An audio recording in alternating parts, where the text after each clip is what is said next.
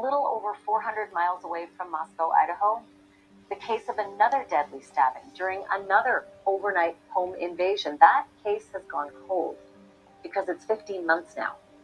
It happened 15 months since, like before the Moscow murders. It happened in Salem, Oregon. That's Travis Juetten on the left and his wife Jamilyn on the right. They were attacked by a knife-wielding intruder in the middle of the night while they slept.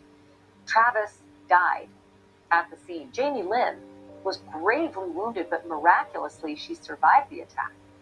Early in the investigation in the Moscow students case, the cyber sleuth began to notice there were a whole lot of similarities with the Salem case. For instance, both of them happened in the middle of the night. Both of them happened on the 13th of the month. Both attackers used a knife. In both cases, there were survivors left unharmed in the home, and eerily, a pet dog was spared in both Idaho and in Oregon. The survivor who was left behind in the Juettens attack was a friend who was staying over to pet sit because Travis and Jamilyn were just about to head out on vacation the next day to Hawaii. Before the arrest of Bryan Kohberger in the Idaho killings, the authorities had said they were ruling out a connection with the Oregon case. But since Kohberger's arrest and his alleged match with crime scene DNA, it's not entirely clear whether police have revisited any other unsolved cases in Salem or anywhere else for that matter. I'm joined now by Myra Juetten. She is Travis Juetten's mom. And Myra, may I just say I'm so sorry for your loss, and that we're speaking, under these circumstances, especially since it's been well over a year and they haven't found your son's killer.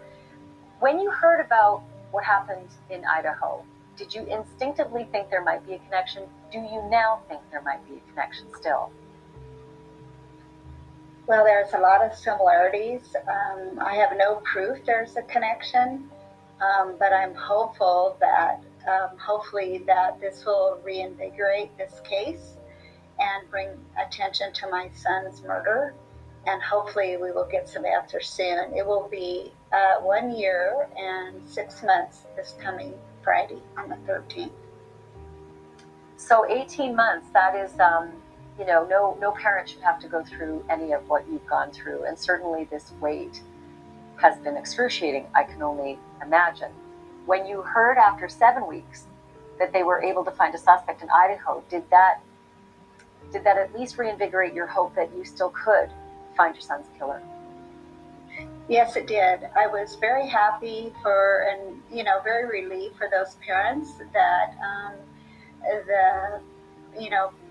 law enforcement was put all their emphasis on trying to find that killer, and I'm hopeful that same emphasis can be put on my son's killer, because as you said, it's going to be a year and a half this Friday, and I'm hoping that we can find his killer as well. I'm assuming that you have fairly regular contact with the detectives on the case just to get an update, and I wonder if once Bryan Kohberger's name became public, and it's only been a week and a half, did they revisit this with you to say that they want to maybe get access to the DNA and see if there might be a possibility that these are connected?